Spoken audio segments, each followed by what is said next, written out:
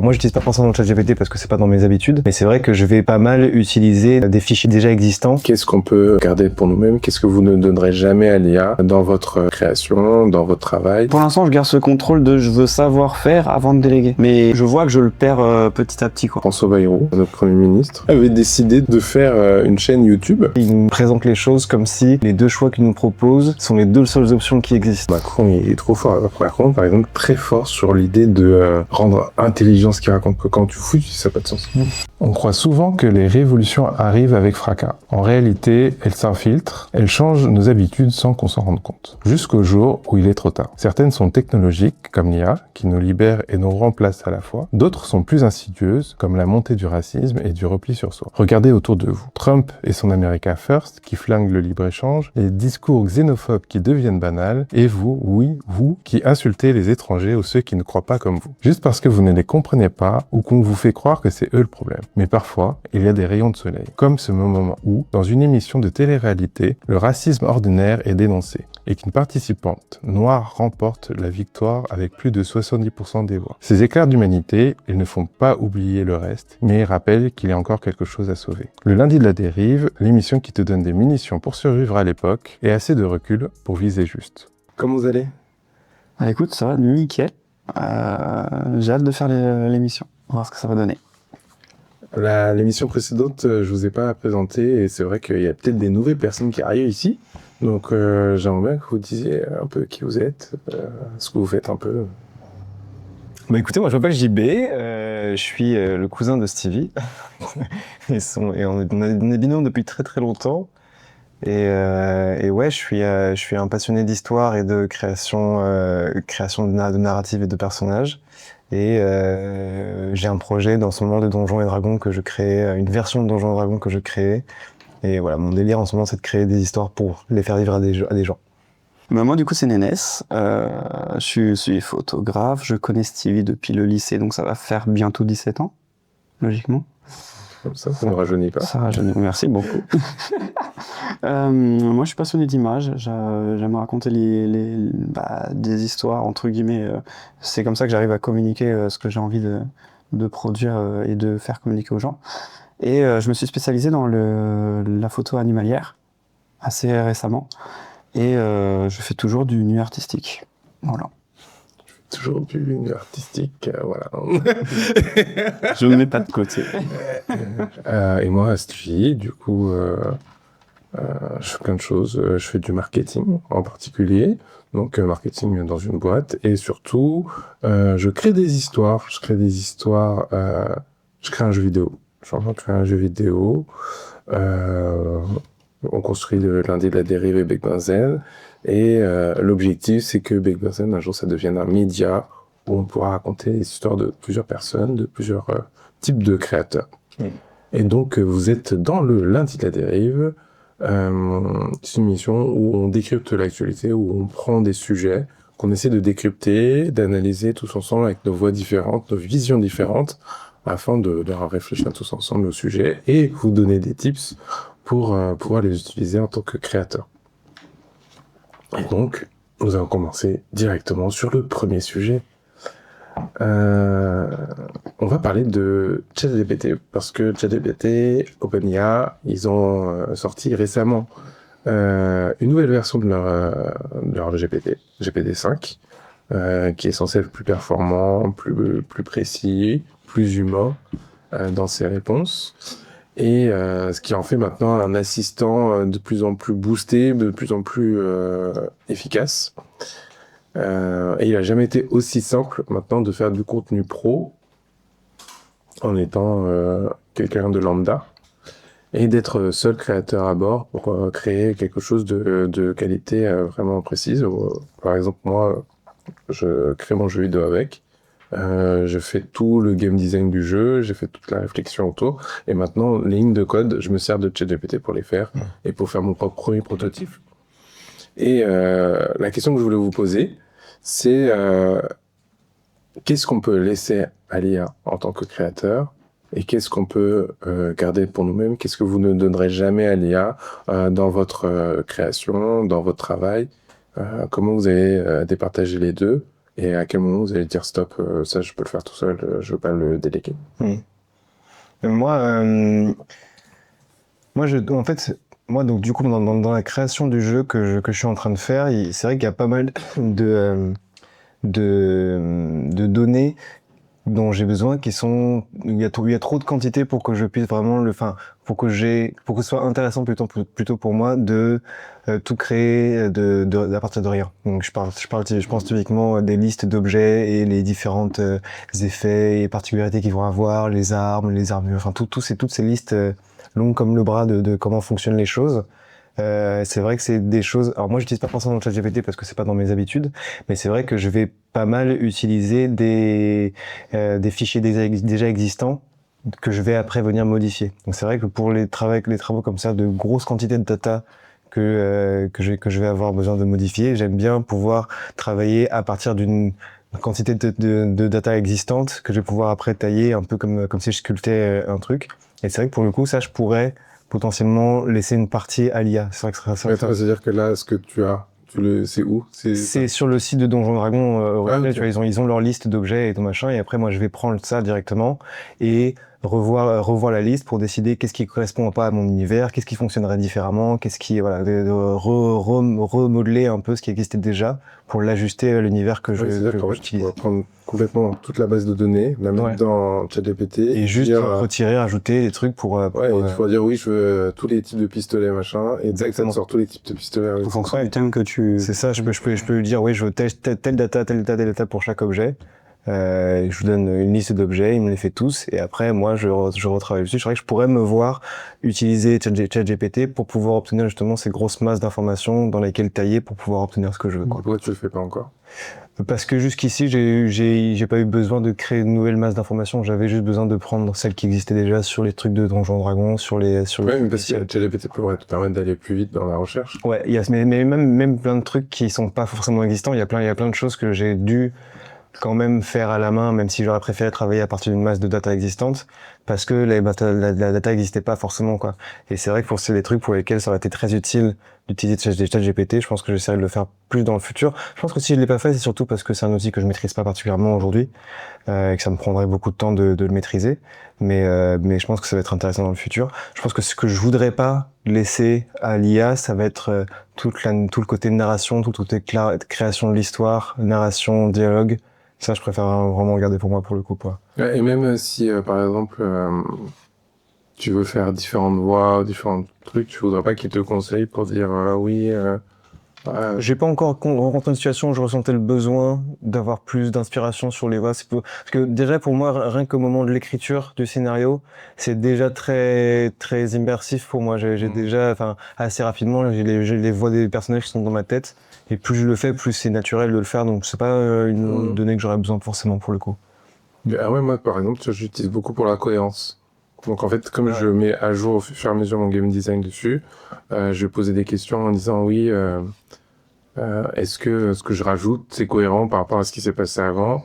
Et me faire des points d'alerte en me disant ah, mais ça, par contre, fais attention, ton personnage est censé être là, ou il a disparu à ce moment-là, tu vois. Et ça, c'est bien, ça. Bah, c'est bien. Et donc, En fait, tu te perds pas, finalement, sur ce que tu fais. en fait, je fais tous les trucs où mais même les lignes de dialogue, tu vois, je les mets, je dis, est-ce que ça a du sens, ce qu'il raconte? Ah Est-ce ouais. que l'information que tu vois, c'est plus un garde-fou de ce que je suis en train de faire plutôt que de quelqu'un qui va me écrire à ma place. Ça va être quelqu'un qui va me dire, ah, attention, là, c'est bizarre. Et tu vois, genre, j'ai un exemple où, genre, j'avais fait plusieurs étages et il y avait donc, il y a plusieurs étages et du coup, il y a des habitants dans chaque étage. Et il me dit oui, ben tu vois, en fait là t'as récupéré ça, mais tu demandes à récupérer encore de nouveau au truc où normalement t'es censé être au 5e et t'as dit que l'ascenseur était cassé là, tu peux pas y aller, enfin des choses comme ça. Ouais, De cohérence. Faut pas se foirer sur des petits détails, quoi, finalement. Oui, en fait c'est ça. C'est pour. En fait, moi j'aime bien l'idée que ChatGPT me permet d'être toujours au top de ce que je peux produire et pas avoir quand j'ai des baisses de régime, ben, il peut me rattraper la méthode. Ouais, grave. Ah, ça, c'est bien, ouais. C'est vrai que je sais pas si j'aurais la confiance. Je pense que c'est faut aussi construire la confiance avec le truc à travers l'utilisation, tu prends confiance dans le fait que tu peux te fier aux informations qui sont données par ChatGPT. C'est quelque chose que j'ai pas encore pour le temps. Pour l'instant, moi, j'aurais du mal à faire confiance Non, mais j'ai pas confiance Si. forcément. pour me dire. Tu relis quand même ce va qu'il pas. dit, non? Ouais, c'est juste, tu vois, quand il va me dire, ah, ça va pas, moi, je peux relire ou dire, ah, Ouais, ça, t'as le je choix. vois la différence, et je suis, ah, ok, c'est vrai, il manque le truc. Ou des fois, je dis, mais non, en fait, c'est parce que je veux dire ça, et donc c'est logique pour moi. Ok. Et toi, Moi, j'utilise beaucoup l'IA. J'utilise pas ChatGPT, je suis nul à ça. après, il y en a plein d'autres. Il y en a beaucoup, ouais. Ouais, non, mais je veux dire, c'est vraiment le truc horrible, tu vois. Mais en fait, moi, j'utilise beaucoup pour l'image, pour la photo. Et en fait, je n'utilise que l'IA pour les tâches pénibles. Si je peux mettre vraiment des guillemets là-dessus. C'est vraiment des trucs où moi, à l'époque, je le faisais, je savais le faire. Mais du coup, faire Un exemple bah, tout simplement détourer une image où tu fais pixel par pixel, en fait, pour pas que tu te plantes, pour pas que ça soit détouré mal, pour pas que tu vois des défauts de couleur ou quoi. Et en fait, du coup, là, j'utilise l'IA parce qu'en fait, il le fait super bien. En plus de ça, il te propose plusieurs choix, donc il y a des trucs qui sont un petit peu, des fois, c'est un peu pas beau ou voilà, c'est vraiment visuellement, c'est pas joli. Bah, du coup, tu changes et tu génères d'autres solutions ou quoi. Et ça, j'utilise vachement ce truc-là. Maintenant, au-delà du fait que j'utilise l'IA beaucoup pour ça, je l'utilise pas pour justement contrecarrer au style que j'aimerais avoir. Tu vois, ce côté un peu ensoleillé que j'aime bien mettre en avant dans mes photos. Bah, du coup, je le fais pas par l'IA parce que de une, ça me conviendrait pas forcément. Peut-être que ça sera plus joli, hein, c'est pas le sujet, hein, c'est juste que moi, ça me conviendrait pas et du coup, ça sera pas mon identité. Et ça, je l'utilise pas. Oui, de toute façon, j'ai l'impression que notre patte, tu sais ce qu'on dit notre patte, c'est un peu nos erreurs. Dans le sens où. Grave. Oh, je suis tellement d'accord avec ça. Tu vois, Oui, euh, oui, c'est vrai. Donc, c'est pour ça que tu veux garder ta patte à toi, parce que tu dis, bah, en fait, mes erreurs, c'est ce qui fait que c'est moi. Après, tu vois, le truc, c'est que plus ça va et plus j'avance dans, par exemple, une niche photographe qui utilise, par exemple, des luttes, donc c'est des fichiers qui te donnent des presets ou quoi. Et en fait, ils utilisent, alors, je sais pas si on peut dire ça, mais en gros, c'est des banques de données qui sont déjà préfaites. Tu as juste à les prendre, modifier ou pas ce que tu veux, et tu as potentiellement une banque de données énorme, et tu rien à faire, en fait. Tu as juste à le poser et ça se fait tout seul. Tu vois, même ça, j'arriverais même pas à le faire, parce que du coup, autant je peux apprécier le travail d'une personne, autant j'aimerais pas juste copier et me dire c'est bon, je suis Mais tranquille. tu pourras pas créer ton lutte à toi. Ben bien sûr. Mais après, le truc, c'est que j'aimerais pas potentiellement que les gens prennent mon lutte et me disent Ouais, ok, alors, je le tu colle veux- et je me casse. Non, mais je veux dire, tu crées ton lutte et tu le gardes pour toi. Ah bah ça, Pour après avec ça, le- je le fais, ouais. Ah, ok. Ouais, ça, je le fais déjà. Je fais beaucoup de presets, beaucoup de trucs comme ça pour moi, pour ça m'avance en soi. Hein. De fou. Et du coup, qu'est-ce que vous ne feriez pas, ne délégueriez pas à l'IA? Moi, tout ce qui est côté vraiment, c'est genre c'est mon âme, c'est mon identité ou quoi. Tout ce qui est vraiment interne à l'image entre guillemets, ce qui va ressortir du moins du résultat. Donc tout ce qui est pareil, tu sais, genre exposition. Moi, je sais que j'aime bien un petit peu surexposer, mais très légèrement et tout. Ben ça, je le laisserai pas parce que je sais très bien que il va y avoir une config qui va pas me plaire. Ouais, non, moi, c'est vraiment le côté narration. Dialogue et narration, c'est quelque chose que ouais, j'aime. Déjà, j'apprécie énormément le faire. C'est vraiment un truc que j'aime beaucoup faire. Après, c'est vrai que le souci de cohérence et de continuité, c'est pas quelque chose pour l'instant dont j'ai rencontré des problèmes, dans lequel j'ai rencontré des problèmes, mais c'est vrai qu'au fur et à mesure que les histoires s'étoffent et se complexifient et ça se rallongent, ça pourrait être un truc que je pourrais avoir besoin de faire et qui serait très utile en vrai. Tu vois, en fait, c'est parce que souvent, quand on écrit un truc, on a toujours le premier relecteur, après le deuxième, et en fait, moi, mon premier relecteur, ça va être ChatGPT, en fait. Non, mais c'est bien parce que ça te permet aussi de te recentrer finalement, tu vois. Donc Ça, je gagne du temps, parce qu'en fait, au lieu de dépendre de quelqu'un d'autre, ou de moi-même qui va dire, ah ouais, mais je connais déjà tout par cœur, je vais pas faire attention. Ouais. Je suis quelqu'un qui est neutre, entre guillemets. Oui. Et qui va me dire, ah ouais, en fait, c'est bizarre ce que tu racontes là, ou oh, il y a une faute les fautes d'orthographe aussi.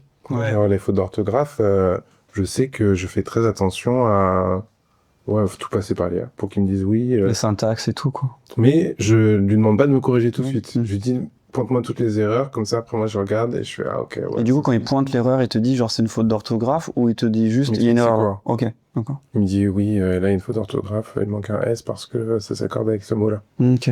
Mais moi, je dis, ah ok, merde, oui, c'est vrai. En même temps, c'est pas, enfin, je trouve la langue française pour tout ce qui est raccord et compagnie, c'est un peu compliqué quand même. Non, mais c'est un exercice. Oui. C'est un exercice. Mais du coup, je pense que je vais devenir moins bon en orthographe. Ouais, bah oui, forcément. Après, non, pas forcément, parce que t'as quand même ce travail de retrouver à chaque fois pourquoi t'as fait ton erreur et de compréhension de Oui, mais ton je erreur. pense qu'à un moment donné, ça va devenir un automatisme. Non, mais tu sais, Je sais pas. C'est comme... Travailler à reconnaître son erreur et à comprendre son erreur, ça aide en vrai à pas reproduire l'erreur, tu vois. Mais à force. Tu sais, en fait, moi, je pense plus, Bah, pas si- là maintenant, mais dans des années, tu vois. S'il arrête de regarder la raison pour laquelle Ouais, voilà. c'est considéré comme une erreur, oui, ça va se résorber, tu vois. Mais Peut-être qu'au bout d'un moment, tu vois, tu parlais de confiance, mais peut-être qu'à un moment, j'aurai tellement confiance que je Grave. dirais juste, bah vas-y, corrige-moi. Ouais, tout. c'est ça. même une question de pas le temps, tu vois, genre, Oui. si tu veux. Non, mais moi je Simplement, pense c'est souvent au moment où, avec le portable, on est passé du calepin où on notait tous nos numéros de téléphone au moment où tout était sur le téléphone. Et au début, tu n'as pas confiance, tu as les deux. Oui, c'est Au bout vrai. d'un moment, tu mets que sur ton téléphone. Et maintenant, je connais aucun numéro de téléphone. Grave. Oui, c'est À vrai. part, Le mien. Et celui de ma maison quand j'étais petit. ah, et moi, celui de ma mère. Énorme. Tu vois, genre, Ouais, je me souviens le que mien. mais j'avais raconté en plus, c'est dans un autre On en avait épisode. parlé, ouais. Et que celui de ma mère, parce que ma mère, je le notais, je connaissais pas. Ah bah oui. Mais du coup, je pense que quelqu'un qui est plus jeune que nous, il a pas de... Oui, il n'y a aucun numéro en tête. Ouais. aucun numéro en tête, je pense qu'il n'a même pas son numéro à lui. Non, de ouf. Dites-moi dans les commentaires si vous vous rappelez de numéro de téléphone. Non, mais en vrai, C'est hyper intéressant, ouais. je pense. Après, nous, on a vraiment une niche assez... Ne casse pas tout. Il commence déjà. C'est pas moi. Je pense qu'on a une niche pas forcément genre de 15-16 ans, tu vois. Donc je sais pas si potentiellement ils auront la Ça réponse. dépend. Non mais c'est pour ça que je dis je pense pas qu'on ait ce truc-là. Mais je pense Mais je vraiment... pense qu'il y a d'autres trucs comme ça. Oui, Pareil. oui, c'est vrai. Et en fait, ce qui me vient surtout à l'esprit, c'est que la transition, elle se fait un peu naturellement, tu t'en rends pas compte. Et après, tu te rends pas compte que tu as perdu. Oui, c'est vrai. Parce qu'en fait, Oui. on a perdu la compétence d'apprendre nos numéros de téléphone. Oui, c'est vrai. Et donc, peut-être que plus tard, on va perdre On perd déjà Oui. pas mal de choses, hein, C'est vrai ne qu'elle serait-ce que l'attention. C'est vrai qu'à l'époque, on avait 5 ou 6 numéros de téléphone importants qu'on connaissait par cœur, quoi. Je sais pas. Hein. Si, moi j'avais moi, mes grands-parents, mes frères et sœurs, Ouais, je moi aussi, connaissais, j'avais ma mon mère, père et ma ma mère, j'avais maison. le téléphone par cœur. et moi, quoi. Ouais. Au moins 3. non, Ah oui, tu faisais comment? bah, j'avais ma maison, c'est déjà bien, non? Et t'avais pas le numéro de téléphone portable de ta mère ou de ton père, un truc comme ça, genre que tu connaissais pas? Ouais, mais 2, tu vois, genre 2, c'est... Ouais, c'est ça. Ouais, moi, c'est j'en ça. avais 3. Mais pas genre 5, machin, c'est bon. Moi, peut-être 5, quoi, mais maximum 5. Mais après, je faisais pas l'effort de, par contre, à l'époque. Ah, moi c'est parce que moi, j'en disais, si j'ai besoin, il faut que... Oui, Ouais, c'est ça. j'ai les 3, tu vois. Oui. Si tu vois, je peux pas avoir ma mère à la maison, il faut qu'elle ait sur son Ouais. portable. Hmm. Et si on me demande mon numéro de téléphone, vu qu'on je le répète souvent, il faut que je connaisse le mien, quoi. Sur le mien, je connaissais pas. Ah tiens, c'est ouf. Le pire, tu connaissais pas? Ouais. Ça, c'est ouf. Tu vois, c'est chelou. Hein. Non, bah, après, son intérêt, elles sont différentes, tu vois. Ça va. Parce qu'il donnait pas trop son numéro de téléphone. J'avais pas d'amis. On lui demandait pas. Tout à fait. Donc, vous garderiez tous le côté créatif. Est-ce que vous aimez et vous vous délesteriez de tout ce que vous aimez pas. Ouais, basiquement, ouais. Ouais. Mais du coup, vous deviendrez de moins en moins bon dans ce que vous connaissez pas. Ouais. Ah, je T'as pense le aussi, tas ouais. complètement. Je pense, ouais. Et donc, Parce que pour l'instant, je garde ce contrôle de je veux savoir faire avant de déléguer. Mais je vois que je le perds petit à petit, quoi. C'est vrai que moi, j'essaie de garder ce contrôle de je sais tout ce qu'il y a dans ce truc, je sais l'intégralité des informations qui sont dans ce dossier, c'est moi qui les ai émises, tu vois. Et c'est vrai que pour le coup, j'aurais du mal à lâcher prise de ça, tu vois. J'aurais du mal à laisser le truc à l'IA. moi, le truc qui me fait peur, c'est que au bout d'un moment, je cherche plus faire. Tu vois, par exemple, l'orthographe.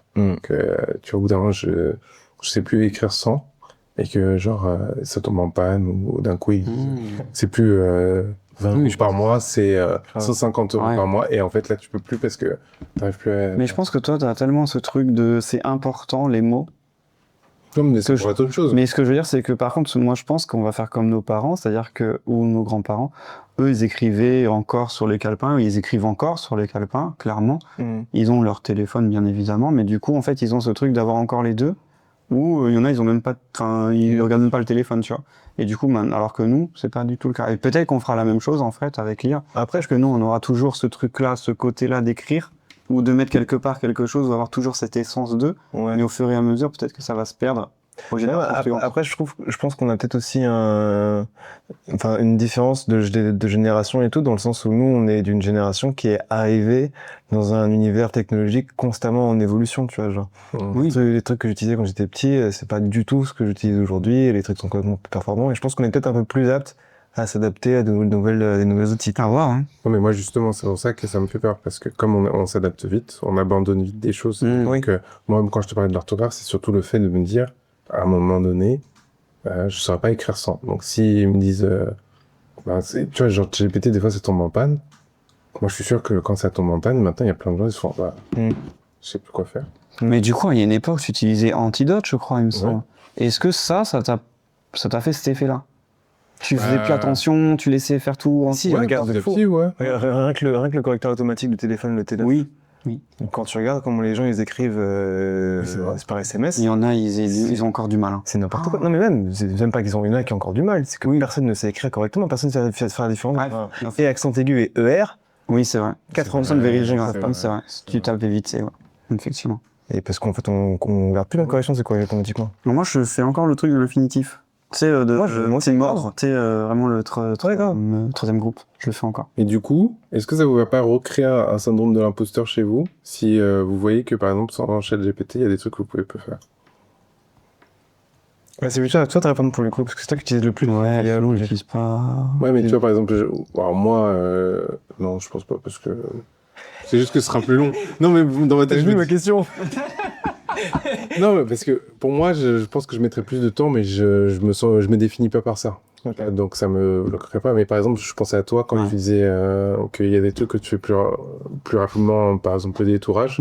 Ben si l'IA ça fonctionne plus et que tu dois refaire ton détourage. Ah bah oui, je le ferai.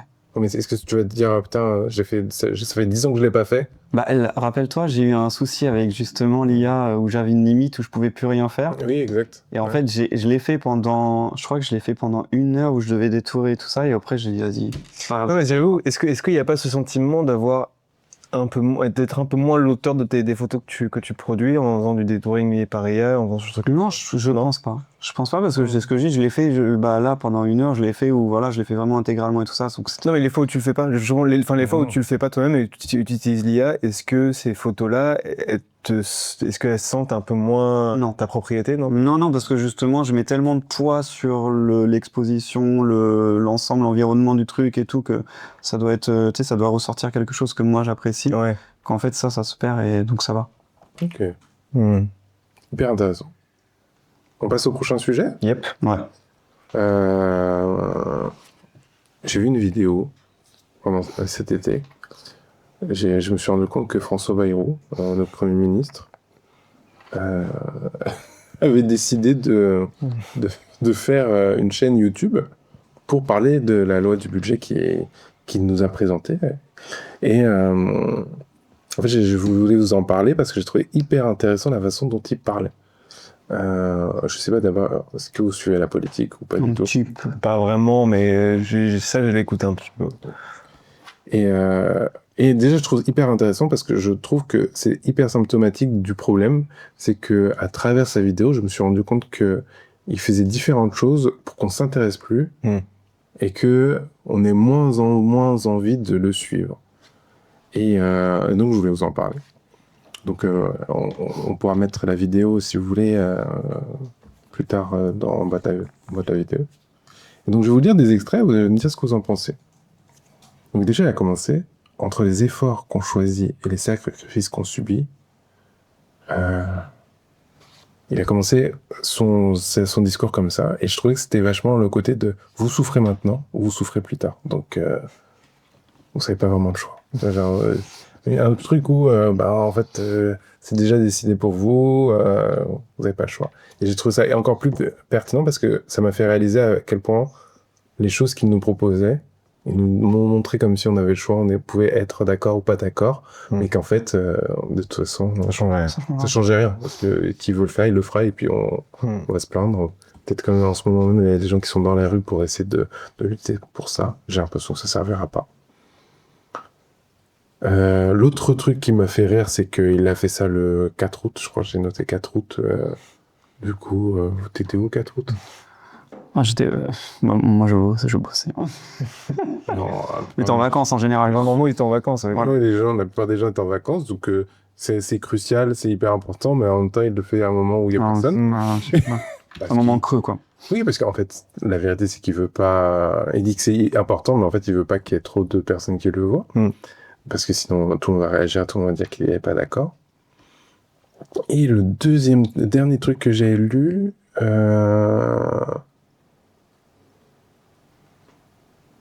Non, même pas, je ne peux pas vous le dire ça. Trop. Non, c'est pas ça, mais en fait, en gros, ça revient au même, il nous donne encore un choix, et en fait, je trouvais qu'il y avait un côté où il nous infantilisait, par un discours choc et émotionnel, où il dit, oui, ben, on a le choix, mais si vous faites pas ça, vous allez couler, si on fait pas ça, ben, vous allez mettre la France dans la merde, et tout. Et donc, il joue vachement sur l'émotionnel, il joue vachement à des moments où il n'y a pas beaucoup d'écoute, et il propose toujours des illusions de choix.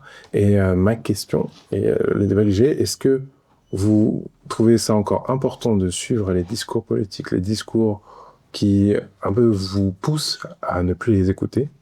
Ou est-ce que vous trouvez que de toute façon ça changera rien, faut passer à autre chose? Moi, je fais clairement partie de la population qui a un peu lâché l'affaire par rapport à tout ça. Je me suis carrément désintéressé, moi, de la vie politique française, pour le coup, enfin, en général, d'ailleurs. Dans le sens, je vais quand même avoir des opinions et des choses que je vais penser quand je vais voir ce genre de contenu, tu vois. Mais je vais pas m'impliquer dans le truc, tu vois. Genre, en disant que je pense pas, enfin, je ressens pas ma capacité à avoir un impact dans ce truc, tu vois. Genre, donc j'ai beau ne pas être d'accord, pour moi, on n'a pas d'autre mot à dire, donc voilà, quoi. Ouais, c'est à peu près la même chose, hein, clairement. J'ai l'impression que de toute façon, même si on n'est pas content, ça arrivera quand même, donc on subit la chose et puis on go, quoi. Enfin, clairement, on va. Mais par contre, je trouvais la manière dont le discours était construit vachement intéressante, dans le sens où il y a plein de biais psychologiques qui sont utilisés dans ce truc, tu vois. Genre, il y a plein de... Tu parlais tout à l'heure de l'illusion du choix. Moi, j'avais noté à un moment donné, tu sais, il nous présente les choses comme si les deux choix qu'il nous propose sont les deux seules options qui existent, tu vois. Et du coup, ce truc de refermer les possibilités et donner l'illusion d'un choix binaire, tu vois. Pas seulement d'un choix, mais de seulement deux options qui existent, tu vois. Genre, et ça, c'était pas mal. Enfin, c'est efficace, tu vois. Et en fait, alors moi, la politique, je la suis. Un peu, pas totalement, tu vois, mais je la suis pas forcément parce que je me dis que je vais avoir le choix ou pas. Je la suis parce que je trouve que c'est l'endroit où on a le plus la possibilité de voir les manipulations qu'on va nous faire. Et donc, là où c'est le plus visible que dans un discours, on est en train de nous la mettre à l'envers. Et donc, je trouve que c'est hyper important de visualiser ça, de l'apprendre, de le comprendre pour le transmettre ou le transposer à ce qui se passe dans le quotidien. Tu vois qu'on l'entend. Mais de bas... J'y ai pensé tout à l'heure. J'y ai pensé aussi. C'est bizarre, ça. Je trouve que c'est comme si on nous faisait un zoom sur des utilisations de la langue, de l'éloquence, qu'on va revoir au quotidien et qu'on va pouvoir, qu'on va pas forcément décrypter, sur lesquels on va pas faire forcément attention. Par exemple, quand on nous vend un frigo, quand on est dans un discours. Et donc là, je préfère l'étudier là, où je sais que tout ça, on est en train de se mettre à l'envers, l'analyser, pouvoir l'utiliser. Et c'est un peu ce qu'on fait avec le lundi de la dérive, que de juste pas le regarder, tu vois. Tu sais, je sais pas. Non, faire l'autruche, quoi. Ouais, faire l'autruche, même, tu vois, je regarde beaucoup Trump, je déteste ce qu'il fait, mais quand il parle, tu vois, je suis en mode, ah ouais, putain. Il est fort, ouais. Je vois où il veut aller. Là, je vois ce qu'il est en train de faire, tu vois, je vois les chemins par lesquels. Et du coup, je me dis, ah ouais, quand demain je vais parler avec quelqu'un et que la personne va faire ça plus subtilement, j'ai plus d'armes pour oui, d'accord. Et je pense que leur but aussi, c'est de rendre ça très pas intéressant pour qu'on s'habitue plus à analyser ce qu'on nous raconte.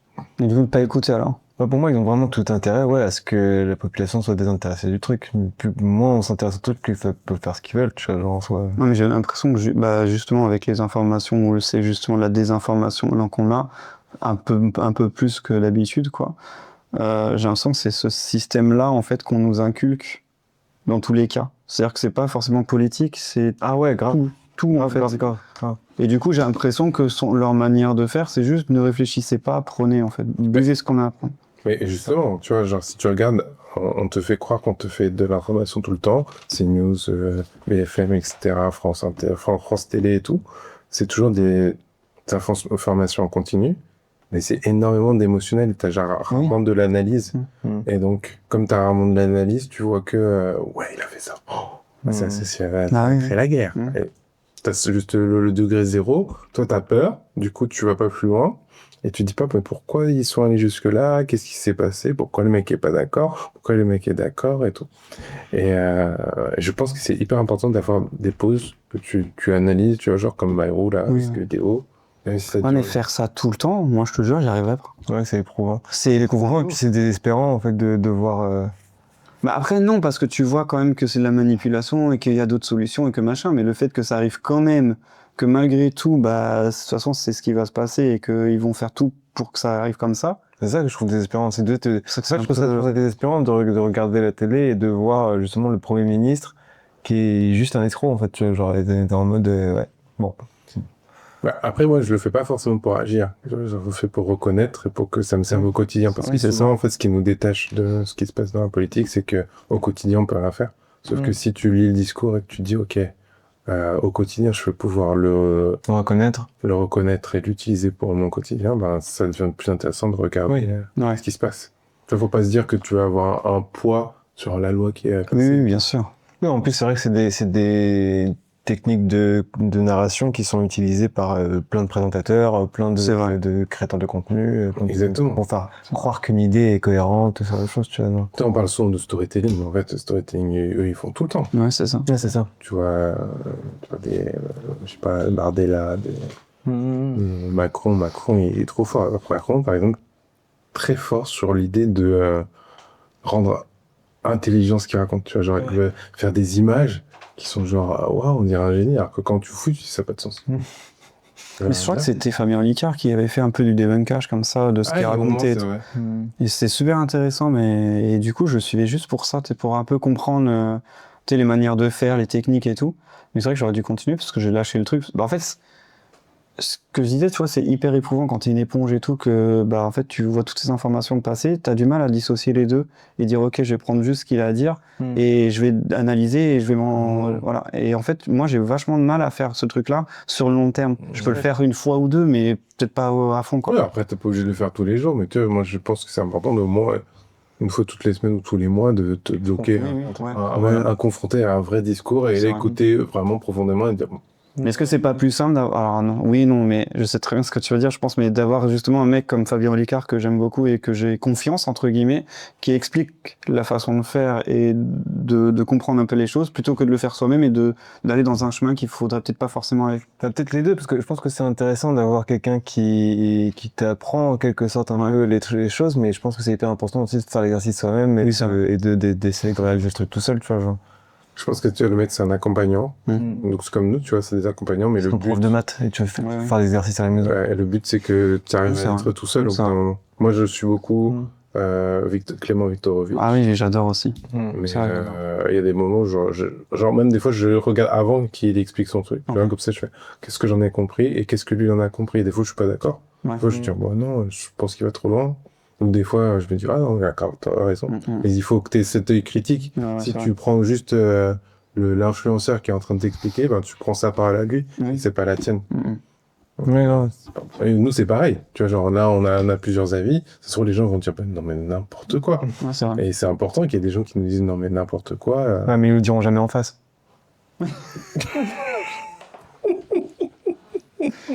On en a eu, hein, dans les... Ce qu'elle provoque. Oui. T'inquiète. Faut créer le buzz, faut créer le buzz. Ok. En parlant de ça, on va parler du dernier sujet. Dernièrement, on a eu pas mal de vues, pas mal de nouveaux abonnés, et on s'est dit, pourquoi pas pour payer tous ces studios, pour tout ça, de lancer une campagne de crowdfunding. Et donc, on a proposé au Gala des Likes et tout d'avoir un soutien. Ça a fonctionné, mais pas autant qu'on le voulait. Donc, on a pu atteindre nos objectifs, mais quand même, on s'est rendu compte que c'était difficile. Et moi, la question que je voulais vous poser, c'est comment vous auriez fait pour améliorer ce qu'on a tenté de faire pour le crowdfunding. Pour vous donner des pistes, je vais vous dire moi ce que j'ai relevé et ce qu'on aurait dû mieux faire. Je pense qu'on n'a pas assez créé, tu vois, genre dans le sens où on n'a pas assez martelé comme les messages. Peut-être le timing aussi, tu vois, parce qu'on l'a fait pendant l'été. On a oublié l'idée que il faut trouver l'intérêt direct. L'un des messages que moi, j'ai eu très souvent, ça a été c'est quoi l'intérêt pour moi de vous aider?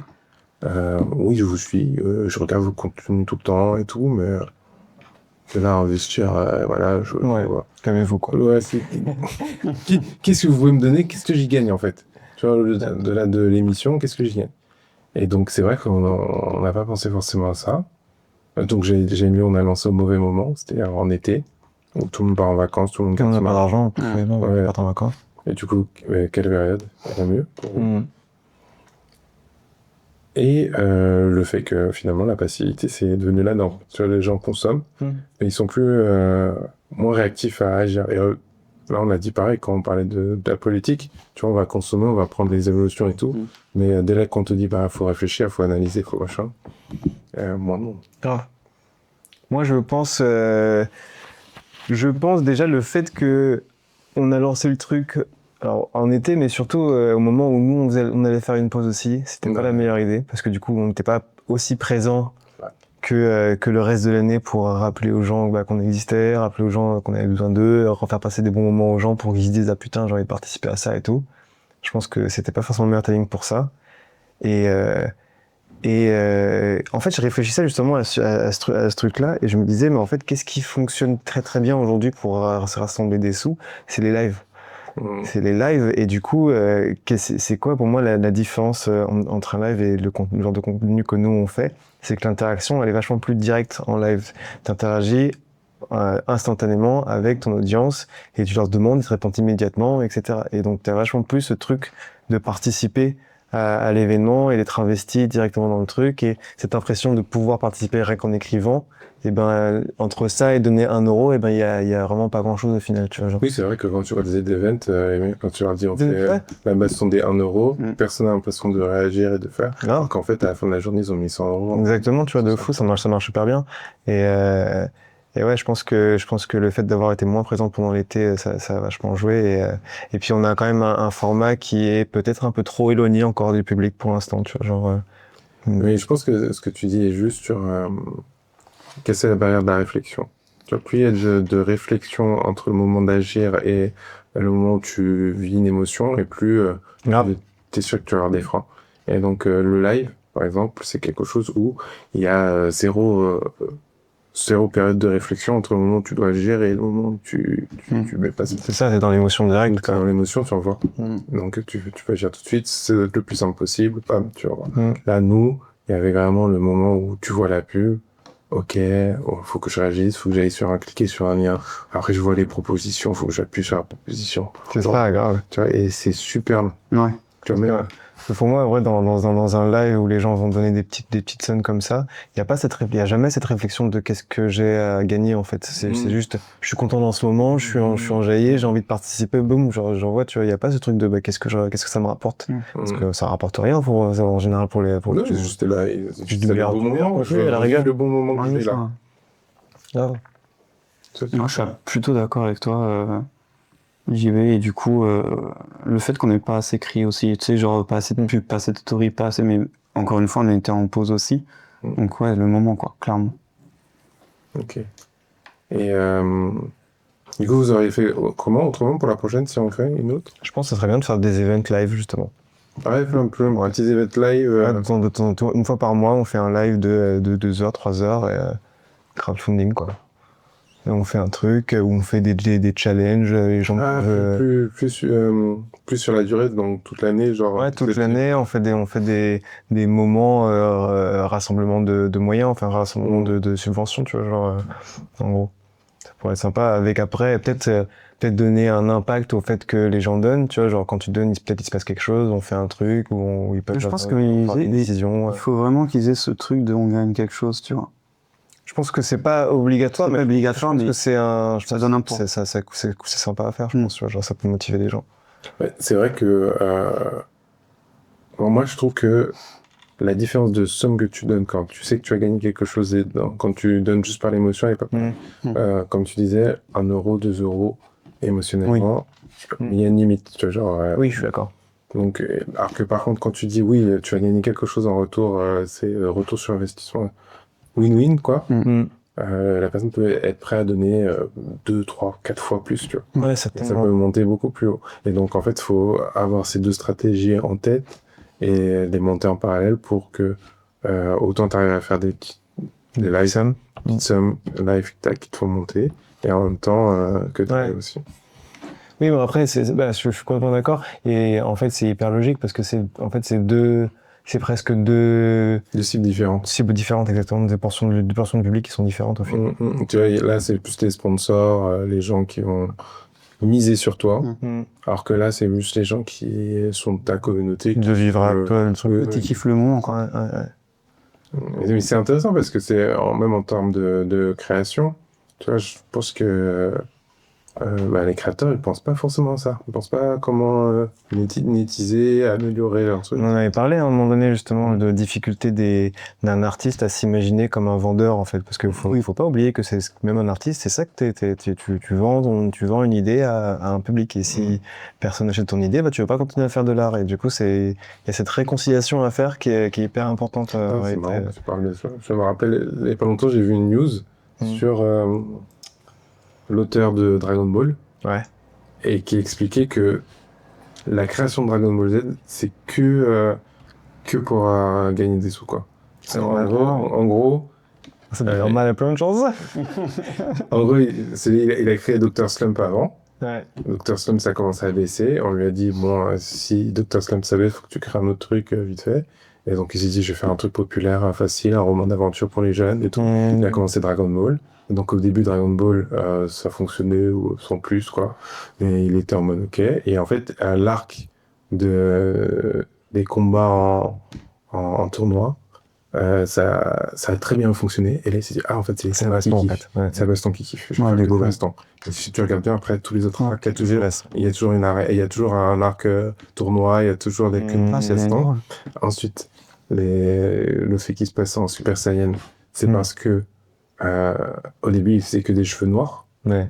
Trop longs. Et J'avais entendu ce truc-là. Ouais, c'est plus simple, du coup, de faire en blond. Ah, pour produire plus vite. Ouais. Putain, c'est ouf. Et donc, en fait, tac. Et même, là, tu vois, le design, c'est facile. Grave. Et donc, il a simplifié comme ça. Et il cut des trucs comme ça, en fait. C'est énorme. Et donc, en fait, une bonne œuvre, c'est pas forcément juste parce que passion, machin. C'est aussi parce que tu vas fonctionner. Ça fonctionne. Ouais, grave.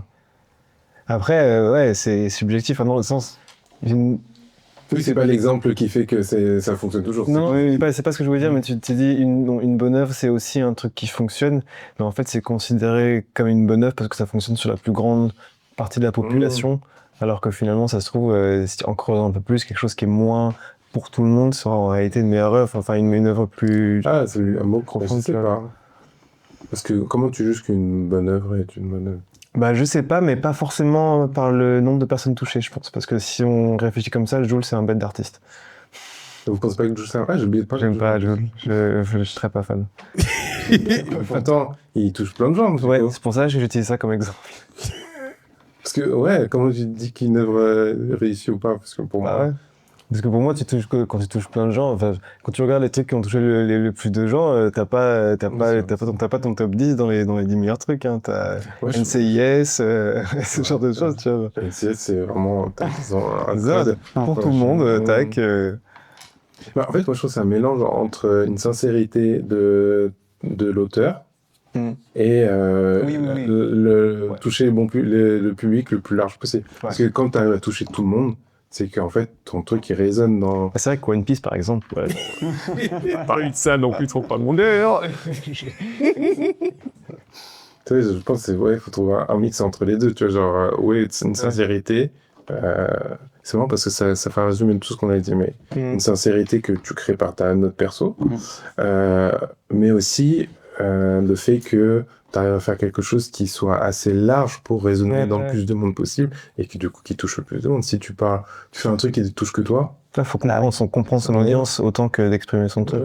T'es pas tout seul dans ton truc. Dans ta bulle, quoi. Sinon, c'est pas une œuvre. Parce qu'une œuvre, c'est pour communiquer quelque chose. Donc, si tu communiques à personne, c'est bon.